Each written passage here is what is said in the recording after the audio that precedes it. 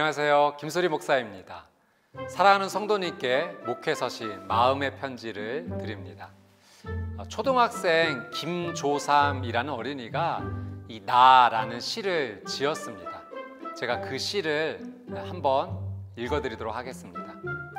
우리 반 어린이 수는 내가 있어야 26명이 된다.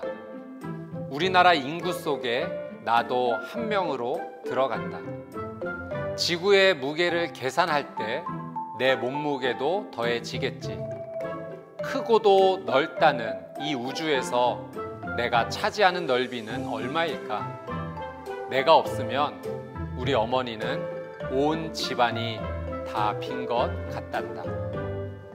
이 김조삼 어린이가 자신의 존재의 의미를 한번 생각해 본 것 같습니다. 그래서 자신의 반을 생각할 때 이 26명 중에 한 명이라는 생각이 들었고 그 정도면 꽤 중요한 존재라고 느껴졌던 거죠. 그런데 범위를 점점 넓힙니다. 우리나라를 생각해보고 지구를 생각해보고 우주까지 이렇게 확장했을 때 자신의 존재가 분명히 있지만 점점 이 작은 존재가 되는 것처럼 느껴졌던 것이죠. 그런데 마지막에 이런 고백을 합니다. 내가 없으면 우리 어머니는 온 집안이 다 빈 것 같단다.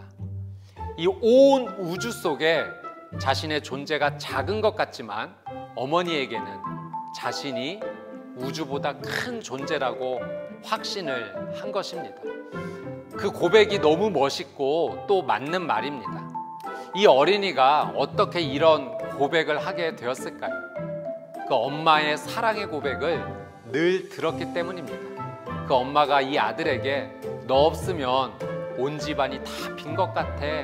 그 사랑의 고백을 늘 들려주었기 때문입니다. 그 사랑의 고백이, 엄마의 그 고백이 이 어린이에게는 자존감의 시작이었습니다. 온 우주를 생각해도 작아지지 않을 만큼 자신을 사랑하는 존재가 된 것입니다. 예수님께서 우리에게 이런 사랑의 고백을 하셨습니다. 누가복음 15장 말씀해 보니 예수님께서 이런 말씀을 해주셨는데요. 누가 100마리의 양이 있는데 그 가운데 한 마리를 잃어버리면 그 잃어버린 양 한 마리를 찾을 때까지 노력할 것이고 찾은 후에는 이웃을 불러 모아 그 잃은 양을 찾았다라고 함께 기뻐한다라고 하셨습니다. 예수님은 이 한 영혼을 귀하게 여기십니다. 온 천하보다 한 영혼이 귀하다고 하십니다. 예수님께서도 내가 없으면 온 우주가 다 의미가 없다, 그 말씀을 하신 것이죠. 여러분, 우리는 그런 존재입니다. 예수님께서 나를 위해 십자가에서 대신 죽어주실 만큼 소중한 존재입니다. 온 우주보다도 더 귀한 존재인 거죠. 사랑하는 성도님, 우리는 예수님의 이 사랑의 고백을 매일 들어야 합니다.